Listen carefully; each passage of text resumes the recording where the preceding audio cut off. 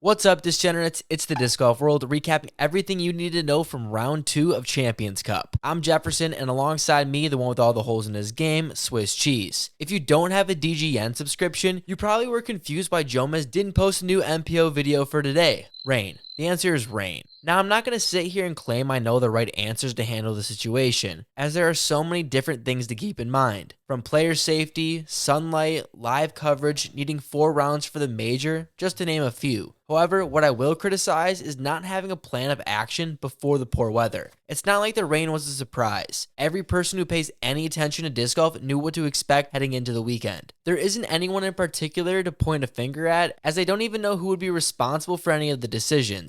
You have the TD who usually runs the tournament, but of course the DGPT who typically takes over when they come into town, and now you have the PDGA swinging its dick all over the place thinking they're the best ones to solve the issues. Sorry, but after hearing they couldn't even schedule practice tee times, I'm not going to trust you here. The final decision made was to wait out the rain until around 3:25. I mean, that was after the numerous other announcements about the fall start times. Play would eventually resume. If you were wondering how long the tournament would be at this point, well, the lead card for FPO would just be starting on hole 4. With the MPO scheduled to tee off at 7:21, there was no hope of finishing all the cards. Instead, the plan was to get players as far along through their rounds as possible. The lead card would end up completing 2 holes.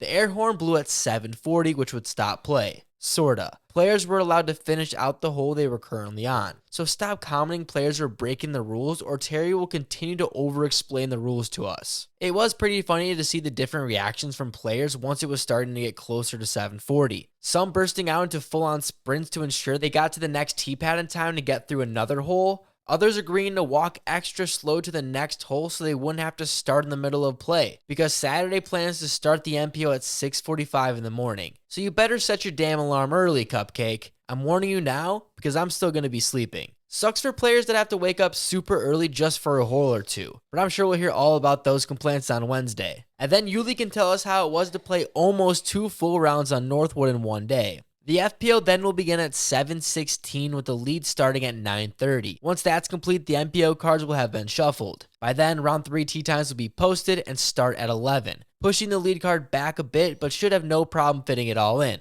Nothing new around here. Jeff Spring made comments back at the Open at Austin that the DGPT was working with the PDGA to possibly add a rule that allowed for competition to be played on Monday for 2025. That would have came in handy today, instead trying to shove as many players on this mud-ridden course. I shouldn't be laughing in the parking lot of a major event joking with professional athletes about how someone will be getting hurt by the end of the day. Sure, I was wearing Crocs, but trying to navigate through the fairways was a struggle. What if there was a day buffer that meant only the FPO needed to finish the round and the course could see less tracking, possibly giving it enough time to chill, instead of looking like the middle of a monster jam pit? Hopefully there's something that could be explored for the future, because at this point, over half the events this season have been affected by weather. I'm not going to be one of those people pointing out the decision to go to the Midwest in the spring. Instead, I wish there was proactive steps that could be taken instead of sitting in the rain hoping for it to stop. At least the FPO was able to finish. Swiss, hit these degenerates with the recap.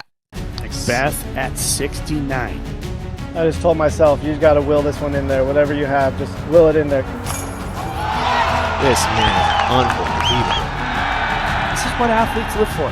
This is the moment.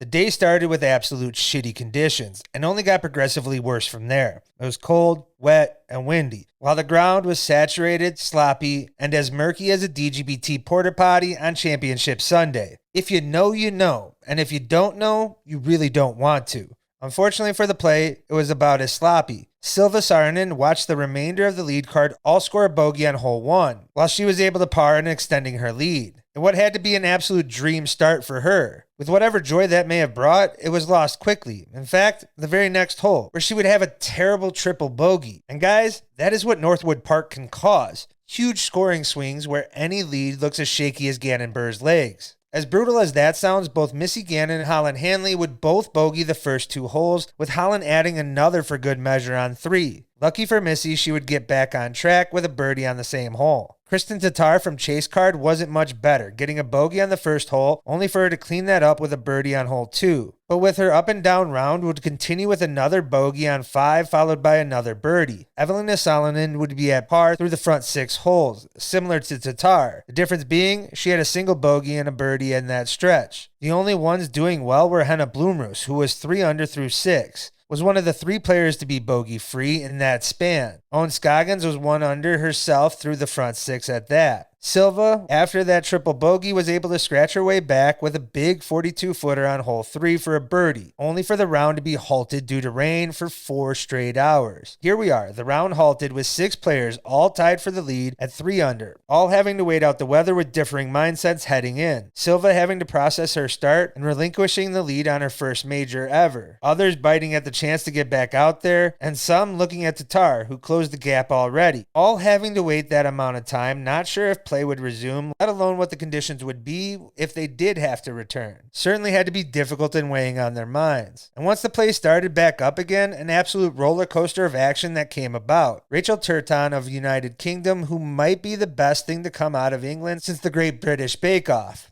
I love that show. Made some waves last season, especially on both the European Tour and European Pro Tour circuit, having wins in both last year. When here in the States, she only had a top 10 in her first DGPT Plus event ever. She might have been unknown or a dark horse candidate at best, but turned some heads today, remaining clean in those conditions for most of the round and 3 under through 11. It certainly didn't hurt that Tatar, Henna, and Evelina would all go 4 over through the first 4 holes after the action resumed. Owen wasn't that far off either, going 3 over herself, as nearly every competitor were having a tough time after the delay, with the exception of Valerie, who blasted a 43-footer for a birdie on the first hole back, battled the conditions and played within her game to remain clean, and started to stack birdies and her lead, being 7 under with a 4-stroke lead over Turton, the closest competitor. Looking at Evelina, Holland, Missy, and Owen all over for the tournament at that time. And most importantly, the player on every FPO player's mind at all times, Tar, in the rearview mirror also. A healthy 8 strokes back with only 5 holes remaining. Tatar, like always, came through, looking to close as much of the gap with 2 more days to play. Would go 5 under on the final 5 holes with 3 birdies and an eagle on 18. An incredible finish to an otherwise frustrating round. Turton would finish with a hot round, 4 under, and most impressively, only a single bogey for the entire round. Played solid golf today. The round would be her highest rated of her career at 10-17. I spent yesterday's video explaining the importance of the final 4 holes and how they will impact the winner of this event. Unfortunately for Valerie, her lead would disappear as the bogeys added up in a horrific 3-hole span. Through OB on 15 that resulted in a bogey, only for it to all crumble on 16 with a 4-putt performance, 3 from within C1X for a double bogey, only to throw OB again on 17 for another bogey, going 4 over in those 3 holes, with her lead completely gone, needing an eagle on the final hole if she wanted a solo lead and a birdie to have a share. Could only pull the birdie out as 3 competitors now go into the 3rd day of the major tied. The action in the FPO has not seen a 3-way tie heading into day 3 since 2019. That and the action behind them is not that far off either. Evelina and Silva remain only a stroke behind them. Evelina had nearly a stellar finish as Tatar, climb onto the lead card herself, while Silva responded with a very difficult start to minimize the damage as much as possible and can still challenge for a podium finish. That and the crafty vets in Missy and Owen, who were the favorites mind you coming in, still remain only 3 strokes off the leaders at 1 under, with still 36 holes to play with nearly anything in play on this difficult course, which certainly today highlighted. Over on the MPO side, well, I don't really know where to start. Casey White still holds on to the lead after finishing the first 2 holes.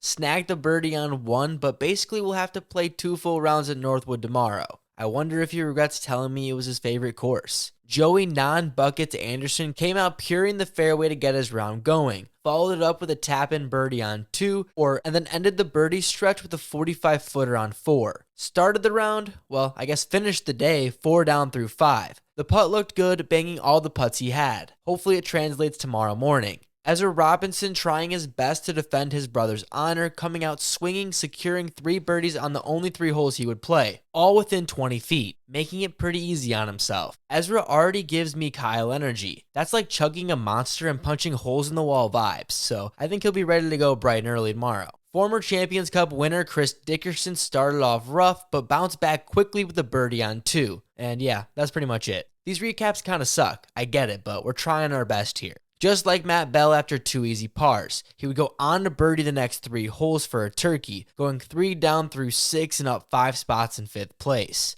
Some players may not like the idea of starting again tomorrow, but there are a few that I'm sure don't mind at all. Such as Paul McBeth, who couldn't seem to get it going today, carding 2 bogeys and no birdies. Kept finding awkward lies, and the putt wasn't quite there. Maybe a night's rest with Pablo is what he needs to kick off the comeback of the year. Nicolas Antela dropped 3 spots with a bogey on 1 and a par on 2. He just wanted the best caddy in the game, Tomas on his back. I get how it is. Ricky Wysocki is a momentum player, feeding off the energy of the past hole to guide him to success. Would go on a stretch of pars after birdieing the first 3 holes. This break might just be what Ricky needs to fire himself up after seeing his movement up the leaderboard. The same goes for Gannon Buhr. After playing not the best of his ability, still finds himself in the top 10 with more than half the event to play still. Cole Redon is essentially the defending champ here, and holes 3 through 6 display just how he was able to do that. Already jumping up 14 spots. Keep your eye out for this one. Now for some round 2 quick hitters. Cupcake snagging the Eagle 2 on 7 after a 250-foot throw-in. Wonder what some pros did while on a 4-hour delay? I got you covered. Some got their swim on, others checked out a local coffee shop, a few went straight back to bed. If you were a part of the Cool Kids Club, you got invited to the weather delay van party. Sadly, we did not receive an invite.